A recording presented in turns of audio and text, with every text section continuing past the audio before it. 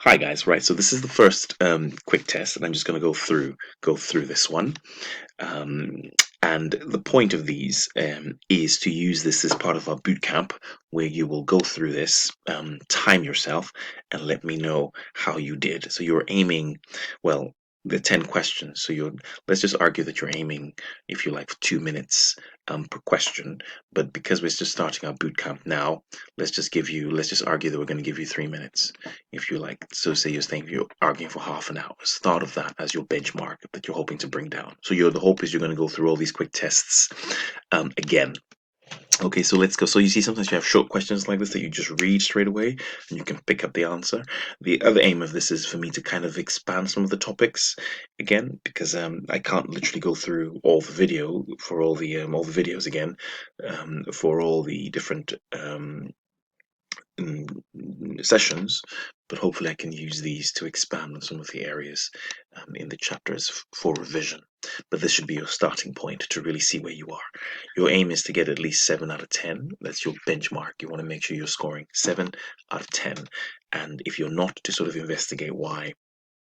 Okay, great stuff. So let's look at this. So question one, which of the following provides a function of management accounting? So the question here is focusing on management accounting, not financial accounting. They're trying to really hone in on your understanding of what management accountants do. Remember, once upon a time, I mentioned the management accountants were cost accountants, right? Cost accountants, that was a fancy term. Now, because the focus very much was on how do we, what manage, control costs, how do we monitor, how do we communicate, how do we use budgets to communicate, how do we forecast, if you like, and basically how do we bring down costs. But now management accountants are very much part of strategic planning, if you like, and so it's not just about cost, but they're also looking at prices and looking at markets, if you like, very much integral to the working of the organization. So generally, providing the final accounts is very much the remit of the financial accountant, who is very much looking at past data, turns up at the end of the year, technically, although probably does it monthly, but turns at the end of the year and just prepares the accounts for the last 12 months. Providing an opinion on the final accounts is really the work of external auditors, who would come in and, if you like, spend some time looking at the accounts to see that if the accounts are what we say are true and fair, because in effect these auditors are acting on behalf of investors and shareholders, so they would like to know whether the accounts or whether the directors have acted in the best interest of the owners of the organization.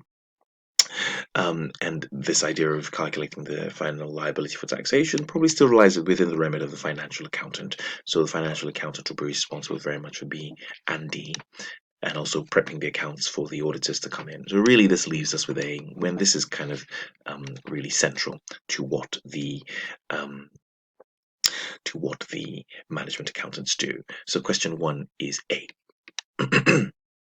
Question two, again, this was very much an open question. It's not that some of these things are totally untrue. It was just reading it carefully, right? So it's the fact here that, of course, we want information to be comprehensive, but it says to be as comprehensive as possible. So the question here is, given the fact that we don't have enough time, and given that information is relevant to who it's being given, if you like, it doesn't need to be as comprehensive as possible. I think these are the little things you want to watch out for. This is a straight one. The quality of the decisions does not depend on the quality. Well, it just does, right? There's no point if you're using um, poor information. I mean, the classic, we're right now in this whole COVID scenario, and if the information we're getting daily on the number of people passing away and the number of daily infections is flawed, it will affect our decisions about easing this lockdown. So really important that the quality of the information, if you like, I would almost want to argue the truth of the information that we get is of course does help us with the decisions that we're making. So this is not true.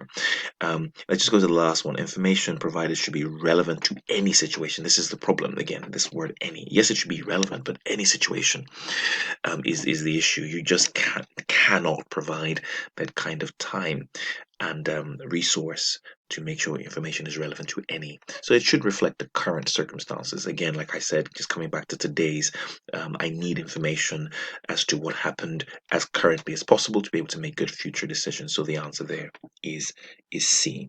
Okay, great stuff. I'm going to try to do these in 5-minute slots. It's better that way. It keeps you kind of awake and focused for the next one. Okay, great stuff. See you in the next video.